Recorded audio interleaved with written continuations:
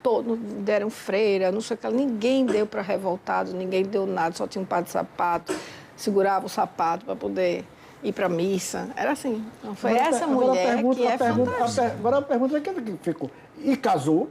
Não. Não, e sustentou Não. a decisão, né? Sustentou, nem a PEI. É. Vamos assistir mais um pouco do próprio Petrônio? Vamos ouvir agora a parte de estudo, o começo do namoro dele. Vamos ver como foi essa história. Depois de Dona Evangelina e Dona Fausta,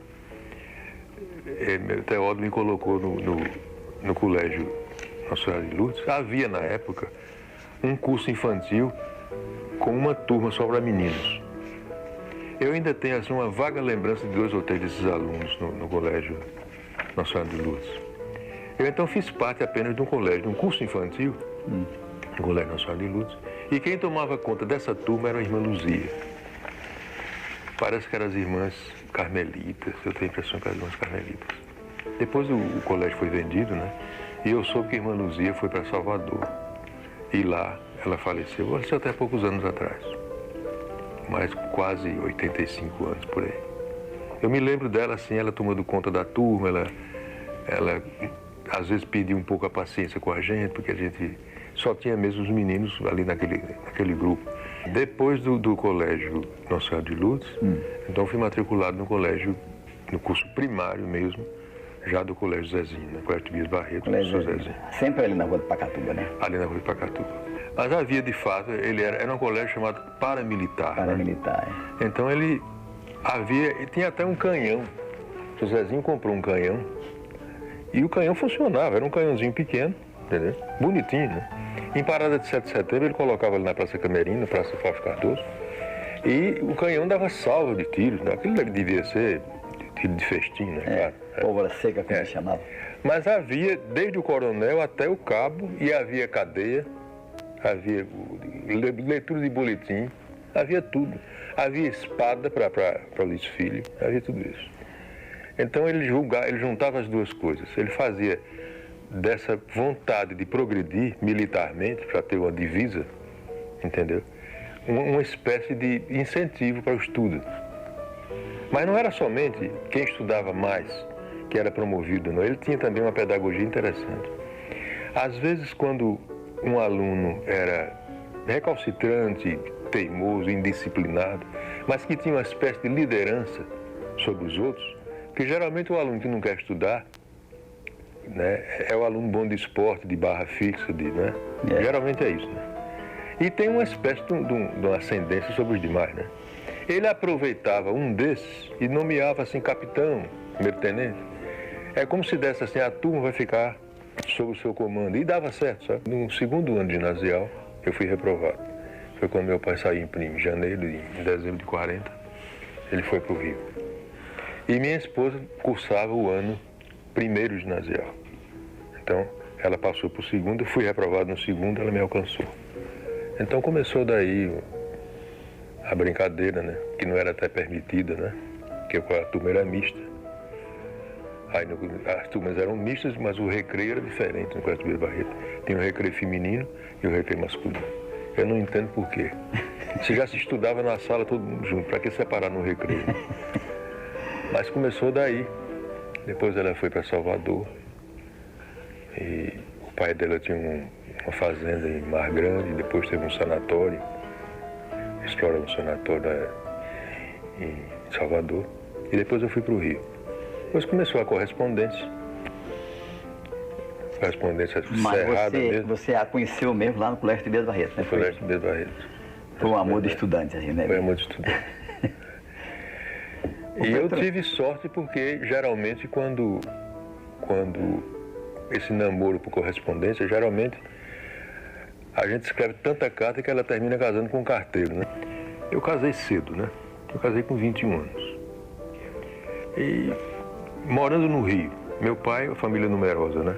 Era também funcionário do Banco do Brasil. E a tendência lá, quem podia estudar, quem tivesse condições, ou estudar de noite, ou então se o pai pudesse custear esses estudos.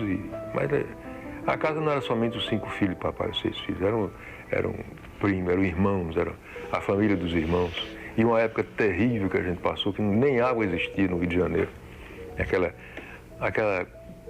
Aquele reboque que veio da guerra, né? Falta de tudo, falta de leite, falta de carne, falta de tudo.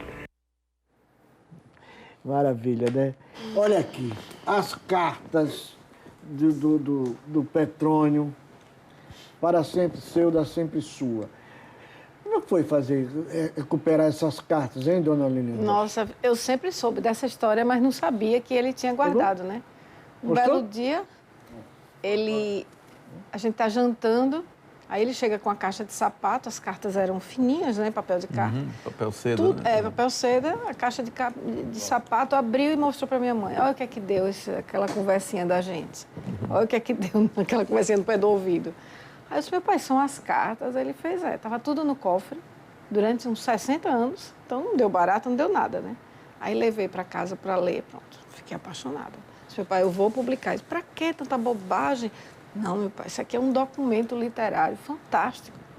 Então eu descobri que ele era um escritor aos 20 anos, o jeito de escrever dele. Para quem só tem o ensino fundamental, ele só tinha o ensino fundamental. Depois que ele voltou para Aracaju, foi fazer filosofia? Fez filosofia, mas só foi um ano. Mas também não concluiu, né? só foi um ano. Porque já tinha filho, já tinha 4 filhos, não tinha condições, ou eu trabalhava ou eu estudava.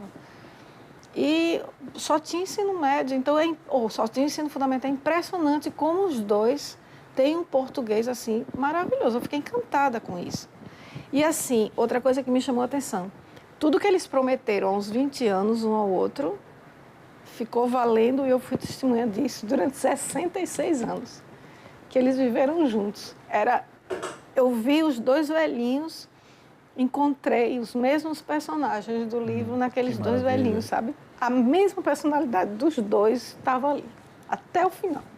Minha mãe com a perna quebrada e deitada na cama do hospital lá no quarto dele, e ele segurava a mão dela e ele faz, olha, até o fim. E dormia assim, segurando a mão dela. Coisa linda. Que integridade, né? Que amor. A gente pensa que não existe, né? Existe, mas... né? Existe. Pascoal, sobre o talento do escritor, a crônica que eu me referi há pouco, tantas outras, né? Mas a crônica da Cristaleira é o olhar de um escritor, puramente de um escritor.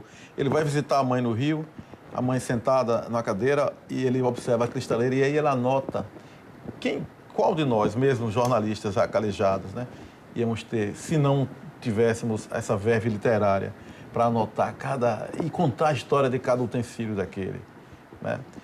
Por um punhado de penas que nomeia um dos livros dele, está aí, né? Que é uma coisa... Aquilo é cinema também, né? Cinema, roteiros prontos, né? Roteiros de filmes. É uma sensibilidade fora do comum. Tinha isso gravado, falei quando eu viajava, minha mãe gravava, minha mãe não sabia lidar com as traquitanas de um gravador e eu a obrigava, coitada, porque meus irmãos não faziam isso, quem queria ficar num domingo de manhã em casa. Como é que surgiu na sua cabeça essa história de gravar todos os programas? Porque às vezes eu viajava e queria ouvir depois, por exemplo, por um punhado de penas, eu ouvi centenas de vezes e todas elas eu me emocionei. Eu estava dizendo a Lilian aqui um pouco atrás, eu que sempre fui um homem incrédulo, mas quando eu ouvi aquela oração de Santa Teresa d'Ávila, né? Lilian pode recitar. Nada te perturbe, tudo passa, né? A impermanência da vida, né, sob um olhar espiritual. Que coisa bonita. Basta. Só Deus basta. E a música, né, que é outra vertente, né? Eu que fui formado na música jovem, pop, né? A Jovem Guarda, depois a música a MPB, enfim. Eu comecei a desenvolver um gosto, embora seja um ignorante ainda, ignorante até hoje, mas eu comecei a desenvolver um gosto por música clássica, gostando e ouvindo o Petrônio dizer o que era. Isso Ele fazia de forma didática o programa, era muito interessante isso, né? Isso. Aliás, ele diz em algum momento, depois a gente vai mostrar aqui, quando ele disse que ele fazia o programa para quem não tinha dinheiro para comprar um livro para ler e que não tinha chance. Então, o programa que ele fazia era para essas pessoas. Eu achei isso muito bonito. Agora, vamos ver se a gente se lembra dessa menina agora aqui. Vamos conferir. Todo mundo tem um ídolo na vida, né? Todo mundo tem uma pessoa em quem a gente imita, que a gente procura imitar o procedimento, né? O jeito de viver. E meu ídolo desde criança sempre foi meu pai. Petrônio Gomes. Então, me fascinava, por exemplo, uma coisa muito marcante para mim é que na infância ele sempre estimulou a leitura da gente, ele sempre comprava livros para a gente. Dia de domingo, quando a gente ia jantar na casa de meu avô, ele liberava que a gente comprasse a revista que a gente quisesse. Então, foi uma pessoa que sempre estimulou muito que a gente lesse, sabe? Foi uma infância muito sadia. Maravilha, né? Vamos fazer o seguinte, vamos fechar esse bloco, porque você está se emocionando muito, né? Não é por menos, claro, até o próprio filho adotivo aqui, né? Eu também. A gente volta já já. Cultura é o que a gente faz.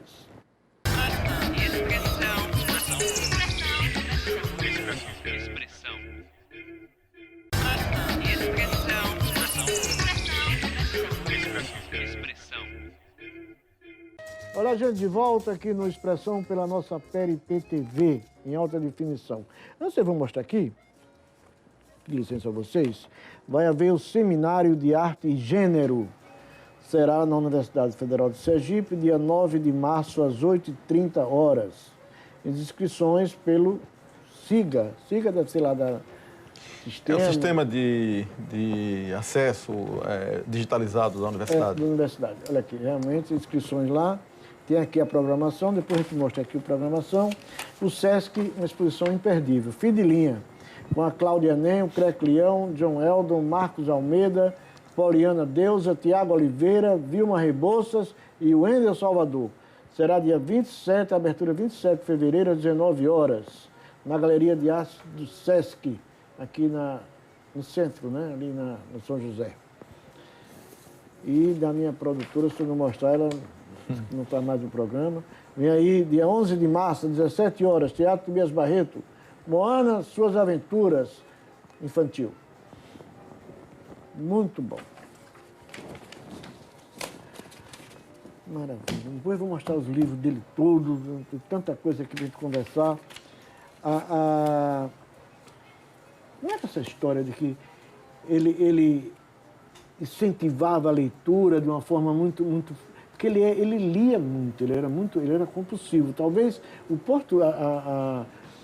a grande... Quando a gente lê muito, né, a primeira coisa que ensina a gente quando entra na faculdade de jornalismo, vocês têm que ler. Se você... Não existe faculdade melhor do mundo se vocês não... Então ele lia muito, era isso? Demais, demais. Meu pai foi uma das pessoas, uma das inteligências mais brilhantes que eu já conheci. Ele nunca se formou, isso era uma frustração, ele se sentia menor por causa disso, né? Achava que o mundo cobrava isso. Mas ele, para você ter uma ideia, ele tinha uma cultura e uma memória assim, privilegiadíssima, lia sobre tudo, sabia conversar sobre tudo e autodidata, sabe? Completamente autodidata. Curiosidade, ele mesmo ia atrás. Ele aprendeu a tocar piano de ouvido, porque a irmã mais velha dele, ela era pianista, né? Então ela aprendia. Quando ele foi para o Rio, né, que ele conviveu com os irmãos, ela ficava lá estudando no piano, papá, horas e horas. Depois fechava o piano, aí pronto. Quando ela saía, aí ele sentava no piano, tocava tudo que ele já tinha tocado, só de ouvido. Então, sempre... Ele memorizava Não sabe nada de partitura, nunca soube nada de partitura. Tocava tudo de ouvido, né? Tudo de ouvido. E tem piano lá em casa, e ele tocava, a gente tem umas gravações maravilhosas. Outra coisa interessante, ele aprendeu inglês sozinho, ouvindo a rádio BBC. Duas coisas que ele fazia. Ele ouvia todo dia a rádio BBC e ia ao cinema, lá no Rio. Então, ele assistia 2 sessões, porque antigamente eram sessões contínuas, né? Ele assistia a primeira, lia a legenda e a outra só ouvia. E ele, não é que entendia só, ele falava. Ele falava em inglês britânico, ele não suporta americano. Inglês britânico. Então, assim, uma coisa é você entender, porque você está ouvindo e tudo, mas outra coisa é falar. E ele falava tudo. Quando a gente foi para a Europa, um tempo desse, a gente passou em Paris também, e eu vi ele conversando em francês com um motorista de táxi. Seu pai, desde quando você sabe francês? Ele disse, eu não sei. Como não sabe? E tem um monte de livro lá em francês. Ele lia em espanhol, ele lia em inglês, ele lia francês. Sozinho. Ele criou a própria metodologia dele, Sozinho, né? sozinho. Ele era muito, assim, disciplinado nessa metodologia dele? Não. Ele lia apenas. Nada. Ele se alimentava disso. Minha irmã mais velha é exatamente assim. Né? Ele lia demais. E ele incentivou muito a gente. A gente foi acostumada a isso. Era música, né? Desde o começo, como o Luciano disse, música de qualidade. Então, eu conheço coisas, desde Zequinha de Abreu até, né, os reis do rádio. Trabalhou no banco, né? Eu sei dessa história. Exatamente. Não era nada do meu tempo, mas meus ouvidos se acostumaram a ouvir coisa boa. Então, é uma pessoa, assim, de uma cultura fantástica. Depois, quando ele fez o cursilho, só para eu lhe dizer, em 83, ele criou uma biblioteca, outro quarto, só de livros religiosos. Mas não era pouco, não, porque ele sempre foi muito curioso, né? Então, por exemplo, não bastava ler a Bíblia, ele queria entender. Então, tem um monte de livros sobre história dos judeus, sobre isso, sobre a Galileia, sobre Apocalipse, sobre não sei o que. Ele começou a comprar um monte de... E é tudo lido. Então, ele escreveu textos fantásticos, com referência, que vale 10 mil padres. Ele bota no bolso. Entendeu? Eu fico impressionado. Incrível. Sem interromper, mas... Como o Luciano disse, o Luciano acompanhou a vida dele toda pelo rádio. Pelo rádio. Né? Você começou a formatar a ideia da figura de Petrônio através do Mas rádio. sem prejuízo da erudição. Porque se você falasse em rádio com esse olhar para o rádio de hoje, o rádio ficou preguiçoso. Não dá nem para comparar. Como o Petrônio traduzia essa erudição no rádio, no meio rádio, se o rádio hoje é um rádio preguiçoso. Não, era outro rádio. E aí se revela, primeiro, nesse campo aí, digamos assim, da espiritualidade, ele colaborou muito com o jornal A Cruzada, não foi? A Semente. A Semente. A Semente, né? na Catedral. E ele fazia textos mais didáticos, mais compreensíveis para leigos, por exemplo, como eu, que mesmo não sendo familiarizado, acreditando naquilo, coisas belíssimas. Eu tenho e com aquele fundo musical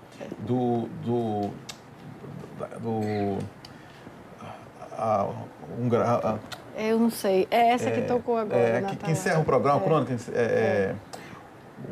Já eu lembro o nome, é idade também. Mas veja, ele aí traduz isso com muito lirismo, com muita profundidade, sem pieguice. Sem pieguice. Né? E para o Santuário do Coração. Santuário do Coração, vão agora no Google, ponha lá, que coisa bonita. Mas só para fechar, Pascoal, e o outro lado, jornalista. Né? Por que é que o rádio, por que é que Teotônio era um dos personagens mais importantes da história do Petrônio, do rádio sergipano? Porque ele qualificava a sua presença, valorizava o texto, eram programas roteirizados. Né? Hoje tem gente, eu acho que nem sabe o que é roteiro. E os programas dele, o texto a palavra era, como a professora Lilian teve um programa que era Palavrear, né? Poucas pessoas como o Petrônio valorizaram tanto a palavra, a importância do texto. Você vê como ficou fácil transformar esse produto audiovisual que você abriu o programa, né, num belo produto. Isso é arte, porque tinha um texto denso. Né, consistente, comovente, com essa narrativa, que é outra coisa, a voz dele. Exato, é isso que eu ia falar. Ele está falando e vem a voz dele. Poucas vozes no rádio sergipano iguais a de Petrônio. Era de uma veludade, né? Era uma coisa que você gostava de ouvir. Né? De uma ternura, fazia bem você com ouvir. O timbre, com a pronúncia, com a entonação, tudo isso. Então, Petrônio era um artista do rádio. E ele, quando ele fez o Rádio Revista, e tudo da cabeça dele, né? Ele nunca foi jornalista, ele nunca foi nada, nunca foi pianista, nunca foi nada. Tudo, ele foi sozinho. Aprendeu fazendo. Tudo sozinho. No Rádio Revista, depois ele inventou o seguinte, no horário seguinte ao Rádio Revista, ele criou o Recorde ou Aprenda. Então, ele fazia umas perguntas e as pessoas ligavam, né? E respondiam, aí ele sorteava, não sei o que lá. Tudo com patrocínio do Café Aragipe, que ele era de meu avô, e ele que fazia as propagandas, os anúncios, ele que gravava, ele produzia, apresentava, tudo era ele. Entendeu? Não tinha ninguém para fazer, tudo era ele. Vamos pegar mais um pouquinho do Petrônio? Vamos conferir. Eu voltei tentando recuperar o tempo perdido, né? Porque quando eu cheguei, todos aqueles colegas meus que eu aqui havia deixado, inclusive o professor Zé Maria, eram formados, inclusive grande parte deles militando na política e como deputados estaduais, essa coisa toda. E eu, francamente, eu me sentia assim, prejudicado por mim mesmo, né, com aquilo tudo. Voltei e, para minha surpresa, encontrei ainda professores no curso noturno, que eu teria curso científico de noite, curso noturno. Encontrei professores que tinham sido meus mestres quando eu era garoto, tais como o professor Portugal, Francisco Portugal. Portugal. Foi meu professor 2 vezes, quando saí do ginásio e depois já com filhos, né? João Malhaújo Monteiro, Monteirinho, 2. Quem mais, meu Deus? Quem mais? Não posso lembrar assim, mas isso eu encontrei no colégio noturno aqui. E conheci também depois outros mestres mais velhos que eu não tinha conhecido, como o professor Virgínio Santana, professor de História. Uhum. E com isso feito, eu consegui, não sei se por sorte, eu consegui entrar na Faculdade de Filosofia. Conheci uma professora já falecida, professora Josefina Leite Campos. Foi minha professora de